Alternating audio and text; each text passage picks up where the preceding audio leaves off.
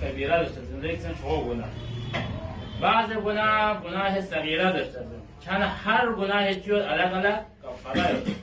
ده تمام گناه گتو گناه این نه گتو خدا اهل بیت مرن فی لشنگان زندگیان سون ستنا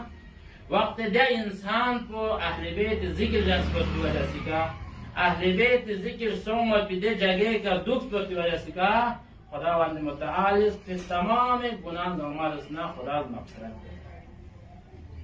گتو مغفرت بلو دو تا کیفیت یا دو تا طریقتی که خداوند متعال دی مجلس بیانویونس کرتی وجہ سکا خدا مغفرت بد گویا که ستونی وقت بیانو در چامی لماس کم سے کا باب ستان